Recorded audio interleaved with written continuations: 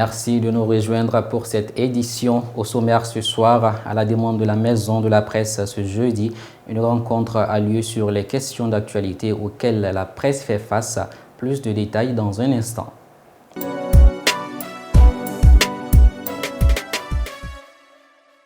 Mesdames et messieurs, bonsoir et bienvenue dans ce journal. Merci d'être fidèles à Tazodé TV. Comme annoncé dans le titre, ce jeudi matin, la Maison de la Presse a abrité une rencontre qui a réuni plusieurs professionnels du média.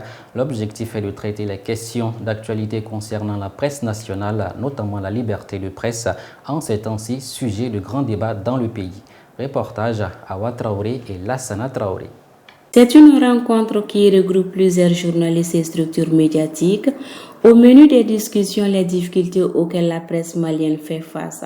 Plusieurs points ont été débattus dans la liberté de presse qui actuellement est très remise en cause dans le pays.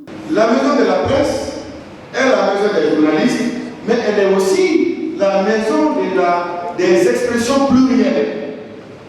Nous devons encourager la liberté d'expression en conformité avec le respect des textes. Nous sommes une organisation d'utilité publique et c'est les journalistes qui sont un élément important de la liberté d'expression. En même temps, d'autres acteurs interviennent dans cette liberté d'expression. Et il se trouve que les problèmes sont devenus plus compliqués car ceux-là qui travaillent dans les rédactions reconnues, journaux, radio, télé, sont les mêmes acteurs que ceux qui sont aussi sur les réseaux sociaux. Chaque semaine que Dieu fait, nous nous présentions au moins 3 à 4 fois à la pige.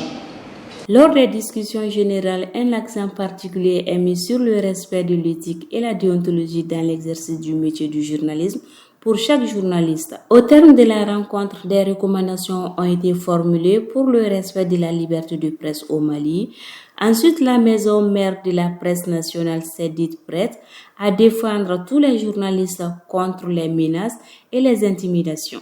Dans un communiqué officiel, le gouvernement malien a décidé ce 21 novembre 2022 d'interdire avec effet immédiat toutes les activités menées par les ONG opérant au Mali sur financement ou avec appui technique ou matériel de la France, y compris dans le domaine humanitaire.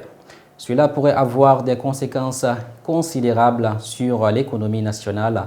Pour mieux comprendre, écoutons Modibo Mao Makalo, il est au micro de Aminata Koumaré. Je pense que c'est plutôt la France qui a suspendu l'aide publique au développement envers le Mali, qu'elle versait au Mali. Et à l'intérieur de cette aide publique au développement, vous avez le financement des organisations non gouvernementales. Parce que vous savez, l'aide publique au développement est à 3 composantes. Il y a d'abord l'aide projet, il y a l'aide sectorielle et il y a l'aide programme. Donc une partie de cette aide peut être attribuée, exécutée par des organisations non gouvernementales. Ce sont des ressources et ces ressources sont évidemment versées par le pays qui fournit l'aide, en l'occurrence la France. Et évidemment, si cette aide est suspendue, puisqu'on parle de suspension, évidemment, les ressources ne vont pas être disponibles. Et si elles ne sont pas disponibles, vous savez, actuellement, nous traversons une crise multidimensionnelle et il y a environ 7 millions de Maliens qui ont besoin d'assistance d'une manière ou d'une autre. Et donc, évidemment, l'aide française n'est qu'une aide parmi tant d'autres, mais nous avons beaucoup d'autres partenaires aussi. Il va falloir quand même, en tout cas, souhaiter que cette aide soit compensée soit par un autre partenaire, soit par le gouvernement de la République du Mali. Tout ce que je veux dire, c'est que c'est quand même qu'il faut quand même que les relations entre les États n'affectent pas les relations entre les peuples. Parce que vous savez, il y a non seulement la coopération entre États, mais il y a aussi la coopération décentralisée entre les villes et entre les peuples aussi. Donc je pense que nous devons savoir quand même apaiser la situation et faire en sorte que ce ne soit pas les populations qui payent le lourd tribut de la suspension de cette aide. L'insécurité au nord du pays, plusieurs zones de cette localité sont en proie d'insécurité. Certaines populations de ces zones, notamment de Gao, d'Ansongo et de Nemaka, s'interrogent par rapport à une progression des groupes terroristes. Awa Traoré nous évoque dans ce commentaire l'attaque d'un camp de déplacés ce lundi non loin de la ville de Gao avec d'autres cas d'insécurité. Écoutons le commentaire. Au-delà des améliorations considérables de la sécurité dans les régions du Nord, existent bien des cas inquiétants d'insécurité qui mettent les populations en fuite pour éviter que le pire ne survienne. Les terroristes dans leur banditisme externe continuent de s'aimer la terreur dans ces zones avec comme mécanisme des enlèvements, des assassinats, parfois les carnages des villages entiers. Ainsi, depuis mars dernier, les régions de Gao et Menaka font face à une vaste menace de l'État islamique au Grand Sahara avec son corollaire de massacre. Au moins 11 civils seraient morts dans l'attaque d'un camp de déplacés près de Gao ce lundi. Face à cette détérioration de l'insécurité, des syndicats avaient cessé de travailler il y a de cela 2 semaines. Récemment, Abdulkader Maïga, un natif de Gao, a dans une conférence de presse haussé le ton contre le pouvoir en disant « Halte à l'insécurité au nord, surtout dans les zones rurales.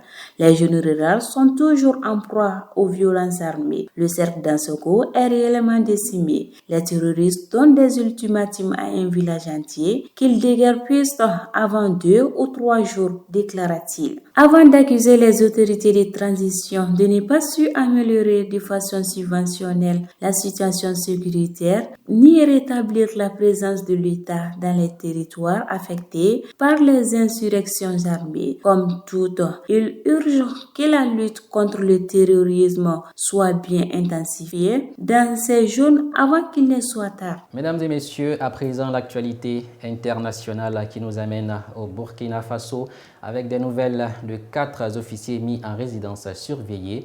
En Guinée-Conakry, avec l'interrogation de l'ancien ministre chargé de la sécurité présidentielle de Moussa Dadis Camara, Claude Pivy, et au Ghana avec le reniement de l'accusation de l'opposition parlementaire par le ministre des Finances.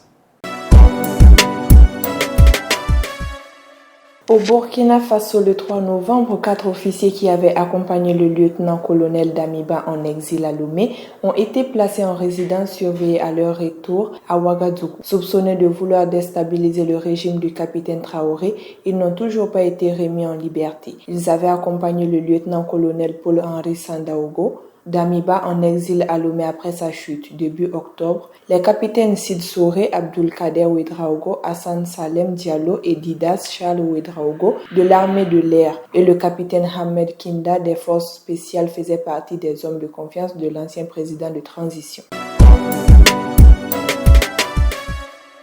En Guinée-Conakry, l'ancien ministre chargé de la sécurité présidentielle de Moussa Dadis Camara, Claude Pivy, répond depuis le 22 novembre de sa responsabilité présumée dans le massacre du 28 septembre 2009. Il plaide non coupable et charge Aboubakar Sidiki Diakité dit Toumba et Marcel Guilavoki, 7e accusé sur 11, appelé à la barre. Claude Pivy alias Coplan a livré sa version des faits dès ce mardi 22 novembre, durant 2 jours assis. À la barre, il raconte comment en 2008, il a pénétré dans le palais présidentiel pour tendre à un Lansana Conté mourant et interloqué par sa témérité les revendications des mutants qui réclamaient le paiement de leur arriéré de salaire.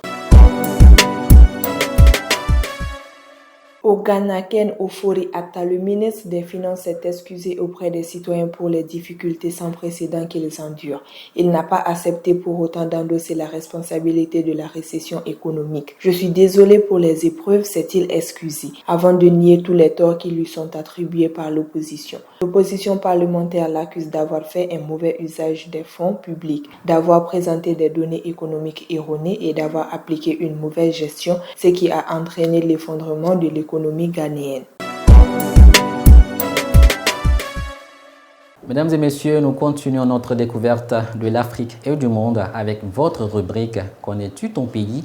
et c'est au tour aujourd'hui d'un tout petit pays de l'Afrique côtier, la Sierra Leone, en forme longue République de Sierra Leone. C'est un État de l'Afrique de l'Est. Il est situé entre la Guinée au nord-ouest et à l'est-nord-est et le Libéria au sud-est et est bordé à l'ouest-sud-ouest par l'océan Atlantique. La Sierra Leone fait partie de la CEDEAO. Ce pays est l'un des plus pauvres de la planète, dirigé par Julius Maada Bio depuis 2018. Freetown est la capitale de la Sierra Leone. Sa superficie totale est de 71 740 km². Sierra Leone a pris son indépendance le 27 avril 1961. Sa population totale est estimée à 6 624 933 habitants avec une densité de 92 habitants par km². Sa langue d'expression officielle est l'anglais et le créole. Sa monnaie est la léone. Indicatif téléphonique plus 232. Sa devise est unité, liberté, justice. Son hymne est « Nous t'exaltons en haut, royaume de la liberté ». Le drapeau de la Sierra Leone est officiel depuis le 27 avril 1961. C'est un drapeau à 3 bandes horizontales, vertes, blanches et bleues.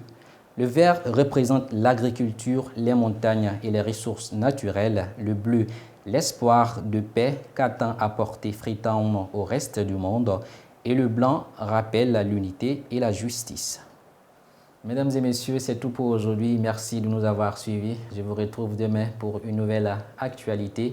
Bonne suite de programme sur Tazoude TV.